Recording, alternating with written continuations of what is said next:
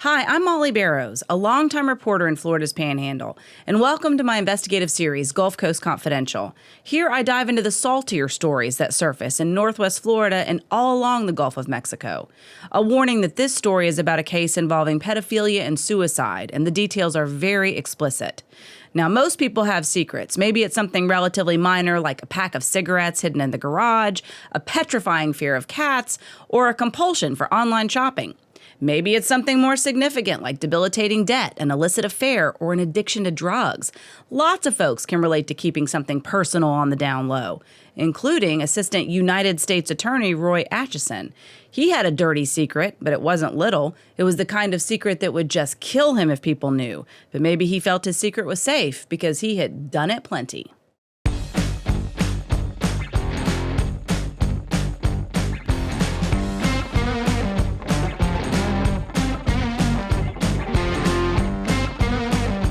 I'm investigative journalist Mollye Barrows. For years, I've covered the stories that made headlines in Northwest Florida and all along the Gulf Coast. Murders, missing persons,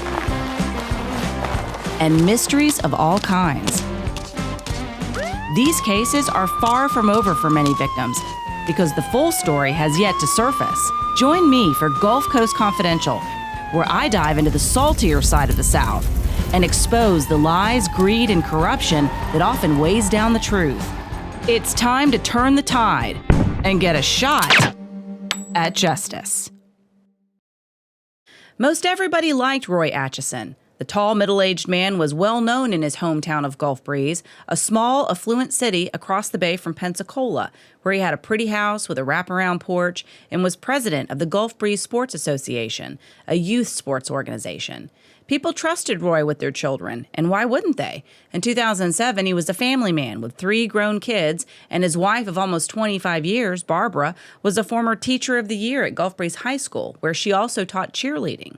Since the 1980s, Atchison had also worked as an assistant U.S. attorney for the Northern District of Florida, where he focused mostly on asset forfeitures and criminal cases. In fact, he oversaw the seizure of the popular Sandshaker Lounge on Pensacola Beach. The bar was at the center of a federal cocaine trafficking investigation in the early 2000s, and the government seized the property and sold it at auction. Atchison could be counted on to get the job done, at work and at home, and between them both, it seemed he was always busy. One coworker even thought Atchison might have a side business because he spent so much time on his personal laptop at the office. No one suspected anything nefarious or particularly unusual, not even when an assistant dropped by Atchison's office and asked if he needed her to work on anything while he was gone. It was Friday, September 14, 2007, a couple of days before Atchison said he was leaving town to visit his brother, and the woman noticed Atchison was shopping online.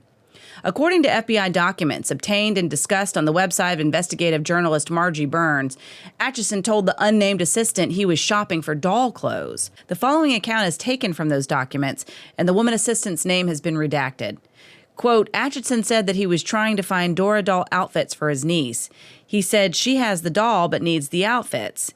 He showed me a red outfit that he had in the office, Holiday Dora, and the woman and Atchison discussed locations around town where the outfits could be purchased. The woman suggested some online sites which might have the outfits he was looking for, end quote.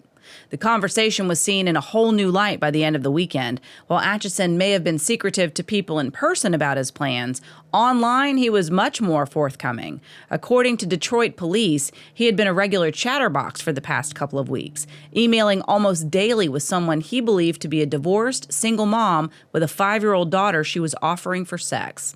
In one of his last email exchanges with the undercover agent, Atchison told her to tell her daughter that, quote, you found her a sweet boyfriend who will bring her presents, end quote. According to court documents, when she expressed concern that sex could injure the girl, Atchison responded, quote, I'm always gentle and loving. Not to worry, no damage ever, no rough stuff ever, ever. I've done it plenty, end quote, the then 53-year-old man added. That statement alone is horrifying, but what Atchison brought with him on the trip ratcheted up the ick factor and provided investigators with even more evidence as far as his intent. When Atchison got off the plane at Detroit's International Airport on Sunday, September 16, 2007, according to authorities, he was carrying a Dora the Explorer doll with accessories and one doll outfit, one stuffed tiger, hoop earrings, 1 tube of CVS petroleum jelly, 1 Cialis pill, and 4 other unknown pills. The lawman was arrested for attempted enticement of a minor using the internet, aggravated sexual abuse, and traveling across state lines to have sex with someone under 12, charges he denied and pleaded not guilty to. However, investigators say from what they found online and in his home, it was clear Atchison was leading a double life.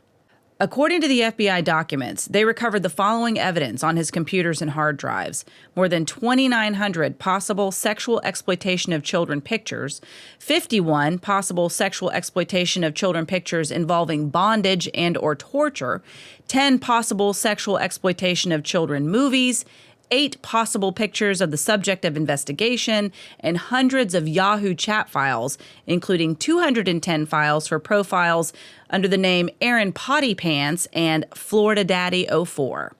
Authorities said the Florida Daddy 04 moniker was traced to Atchison's Yahoo profile, which said, quote, "I adore everything about young girls, how they talk, think, act, walk, look," end quote.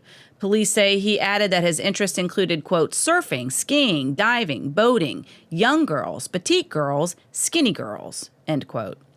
A search of Atchison's home yielded more information. In the bottom drawer of a dresser in the closet, they found, quote, 12 pair of girls' panties with flower and cartoon print, as well as 4 cloth and 1 plastic diaper undergarments in a blue plastic tub, end quote.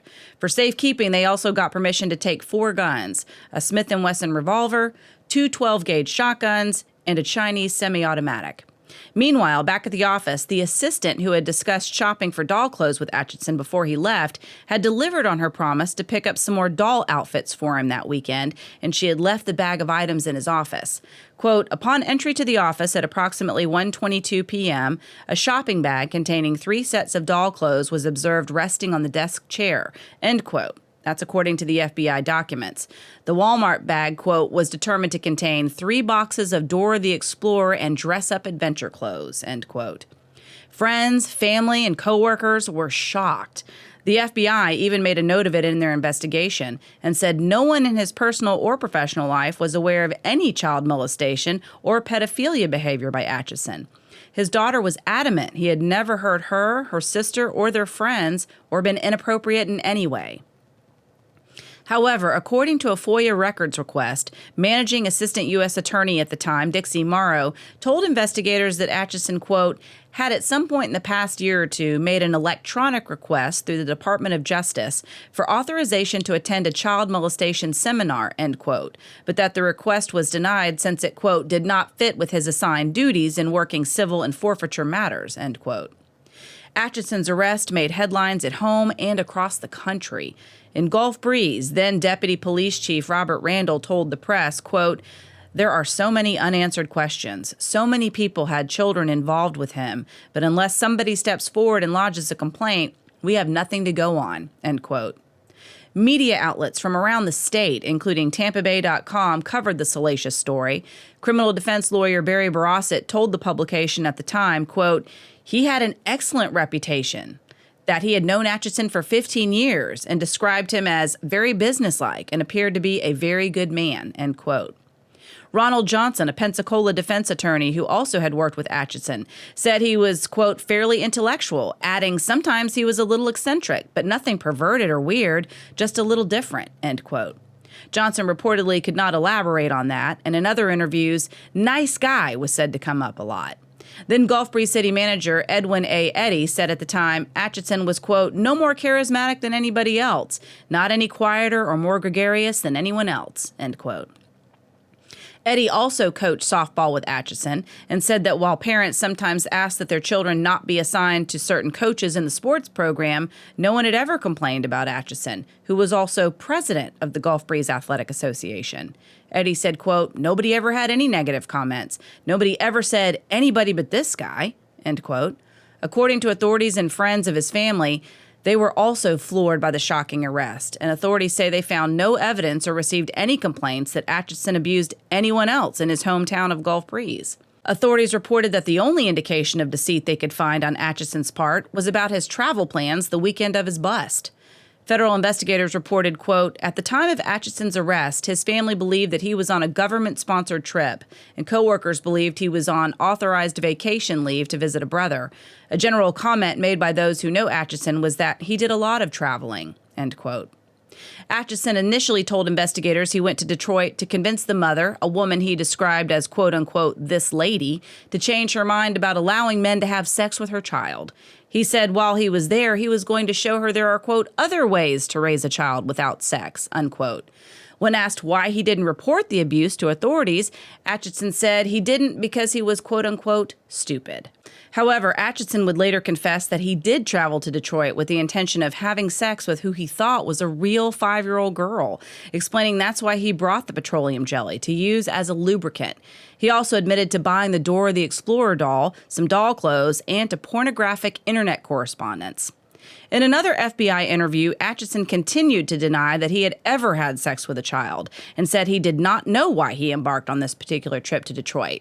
He did admit to taking 3 trips to different cities to have sex with women who were adult baby diaper lovers. Atchison told them that they were, quote, "fetish-related encounters," end quote, and on 2 occasions, the women never showed up.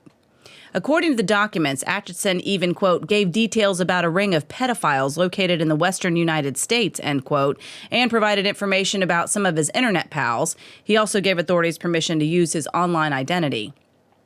When he began to crumble, Atchison reportedly told investigators that he had been, quote, "under a lot of stress in the past year," end quote. He said he began drinking more and spending more time online with people he found, quote unquote, "interesting."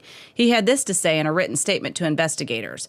Quote, "I, John D. Roy Atchison, over the past year or so, I have been under increasing stress at work and at home. This caused undiagnosed depression, excessive alcohol consumption, and I began to frequent the internet, particularly a website called High Five. As I became more involved in that site, I came across several individuals who appeared to have a network of families who allowed adults to have sexual contact with their minor daughters. Prior to this contact, I had never known such a thing existed on any organized basis. Because of my state of mind at the time, I found conversation with these individuals strangely interesting," end quote. 3 weeks after Roy Atchison's arrest, he was found hanging dead in a cell on Friday, October 5th, at a federal prison in Milan, Michigan. He had hung himself with a bedsheet. It wasn't even his first attempt. 2 weeks after his arrest, Atchison tried to kill himself by hanging himself with a bedsheet in his jail cell in the Sanilac County Jail in Sandusky, Michigan. He had been taken off of suicide watch the day before after he convinced his lawyer and a judge that he would not harm himself. Another inmate saw the attempt early that morning and reported it before Atchison was injured. Atchison was moved to another facility in Milan, Michigan, where he was placed on suicide watch again, but he still succeeded.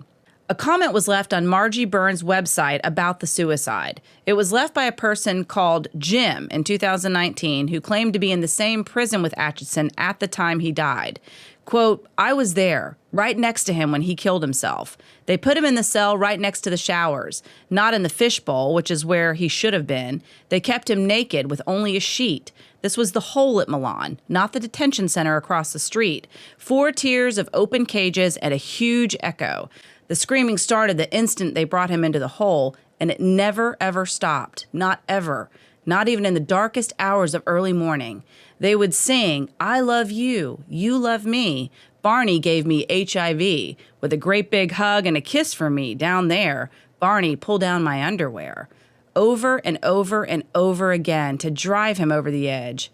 The guard loved it. One day he came up and said so loudly that everyone could hear, 'Well, now I think I'll just go out for a smoke. You boys take care of yourselves now, you hear?' And then the guard left, and that's when the screaming reached its crescendo, and that's when he did it. I tried to talk him out of it, but in truth, there was no way he could even hear me. It was so loud in there was nothing I could do. It was murder, pure first-degree murder by a federal prison guard.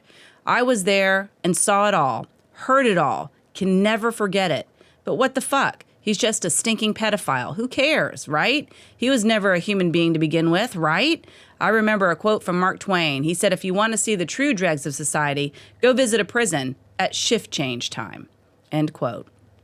Atchison's suicide is not surprising, considering the attention surrounding his arrest and the loss of his job, family, and freedom.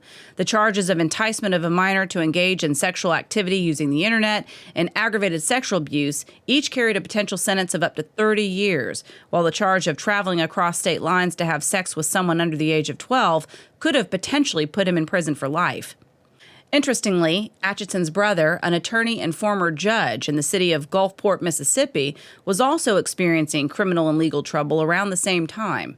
In 2005, then Chief Municipal Court Judge William B. Atchison was one of many defendants in a lawsuit filed by the Southern Center for Human Rights and the NAACP Legal Defense and Educational Fund. The suit alleged the city was basically running a debtor's prison and was illegally targeting poor black people by repeatedly incarcerating them for unpaid fines with little process. That lawsuit was eventually settled. About a year later, Chief Judge Bill Atchison was arrested for abusing prescription drugs.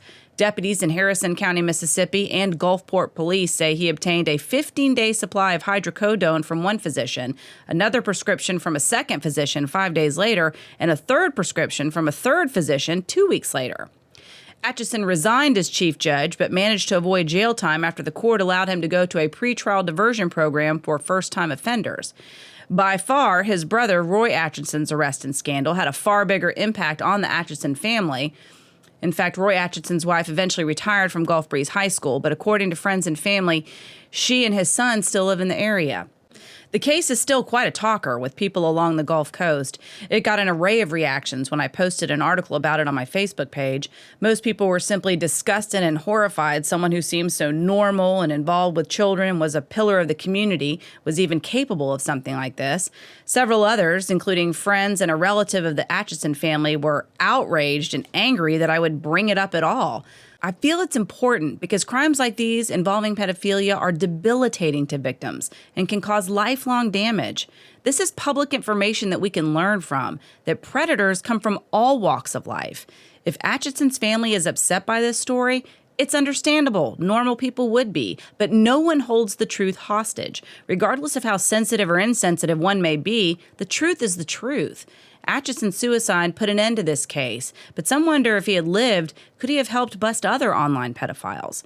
Still, others say perhaps that very knowledge may have also made his death a convenience for those who would avoid detection. Those questions remain, along with the possibility of other victims. After all, Atchison told police he had done it plenty. Thank you for joining me for this episode of Gulf Coast Confidential. You can check out more stories on your favorite streaming platform, including Apple, Spotify, and YouTube.